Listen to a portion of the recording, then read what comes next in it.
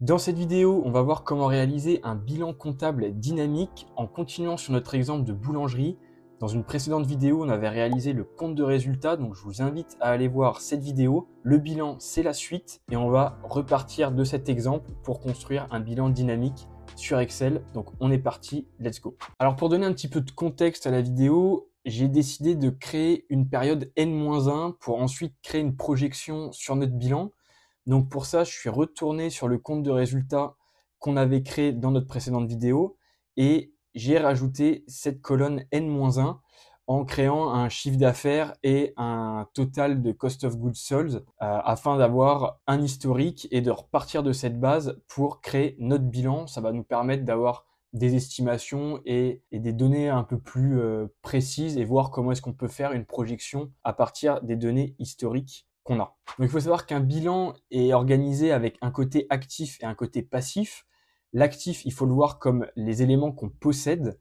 C'est vraiment la vision patrimoniale de notre entreprise. Qu'est-ce qu'on possède? Donc on va avoir ce qui est actif immobilisé, qui va souvent correspondre aux équipements, aux machines. Donc là, dans le cas d'une boulangerie, ça va être les fours, les réfrigérateurs, les étuves et ainsi de suite. Tout ce qui va nous permettre de produire. Et on va avoir une partie d'actifs circulants qui vont être les stocks, les créances clients et les liquidités. Mais ça, on va y revenir un petit peu plus tard. La deuxième partie du bilan, c'est le passif et c'est tout simplement comment est-ce qu'on a financé notre actif, comment est-ce qu'on a pu se procurer donc nos machines, comment est-ce qu'on a acheté les matières premières pour créer nos stocks et comment on a financé en fait notre activité. Donc tout ça, ça va être dans le passif et ça se décompose en deux parties, les capitaux propres et les dettes financières et les dettes fournisseurs qu'on va avoir juste ici et c'est ça qu'on va remplir aujourd'hui dans notre bilan.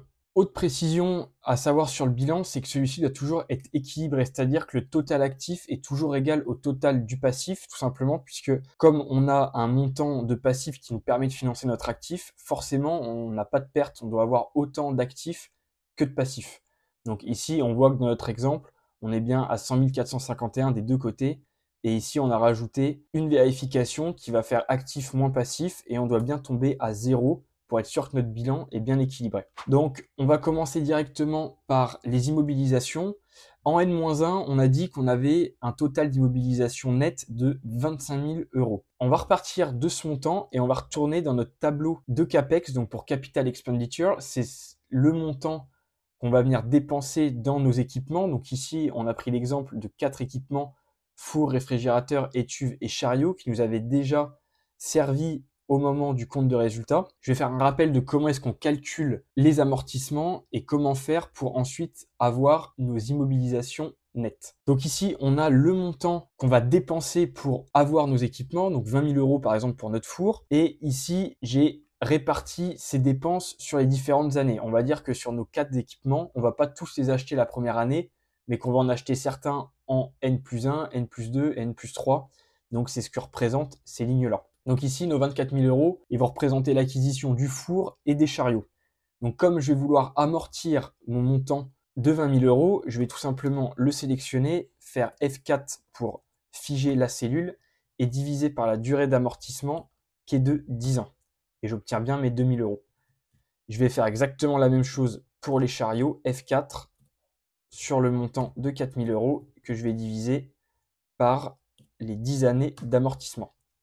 Et ces deux formules, je vais pouvoir les étendre puisque là, on amortit sur 10 ans et que notre prévisionnel est sur 5 ans. J'ai pas de souci à faire une formule. Je sais que je vais bien amortir sur toutes les années de mon prévisionnel. Je vais faire la même chose pour le réfrigérateur. Donc là, on a le montant ici. Je vais faire F4 divisé par 10 et je vais pouvoir étendre ma formule. Alors là, il doit me manquer le F4 pour figer sur les 10 ans. C'est pour ça que j'ai une erreur sur ma formule et je vais faire CTRL-C, CTRL-V.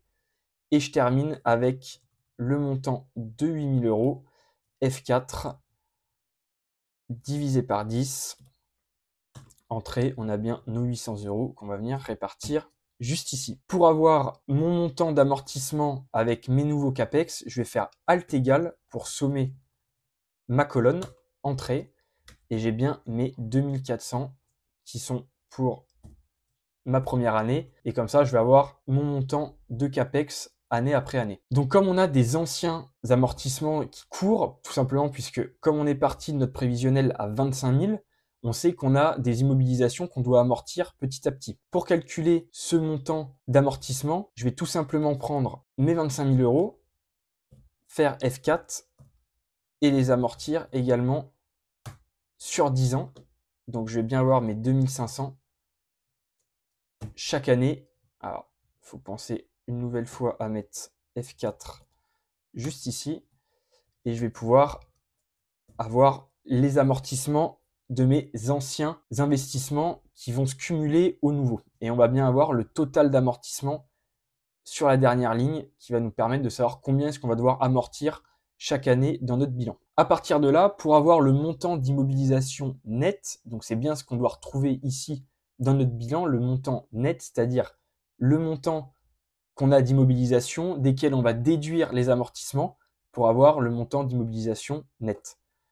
Donc ici, j'ai bien en fin de période les 25 000 qu'on retrouve juste là. Je vais les placer en début de période N. Je vais venir ajouter le montant de CAPEX. Donc ce que je vais dépenser sur mon année, ici c'est 24 000 euros, on l'a juste ici. Et je vais venir retirer le montant, donc avec un signe moins, d'amortissement. Et donc je vais obtenir mon montant d'immobilisation net à la fin d'année. Je vais refaire exactement la même chose l'année qui suit. Je vais prendre 44 100 euros, auquel je vais ajouter 6 000 euros. Et je vais venir soustraire le montant d'amortissement de 5 500 euros. Et ici, j'aurai à chaque fois le total. Je vais pouvoir faire CTRL-C et étendre mes formules comme ceci. Grâce à ça, je vais pouvoir lier ce montant d'immobilisation dans mon bilan. Je vais aller chercher dans le tableau les immobilisations nettes qui vont arriver juste ici et faire CTRL-C, CTRL-V. Alors, on continue dans notre bilan avec les actifs circulants.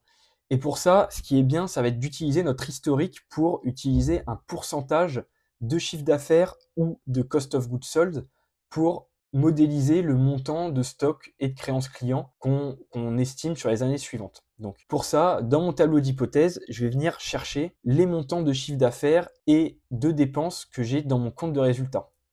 Donc pour ça, je vais récupérer ici le montant de chiffre d'affaires en N-1 et je vais venir récupérer mon montant de dépenses avec un moins juste ici que j'avais calculé et estimé dans mon compte de résultat.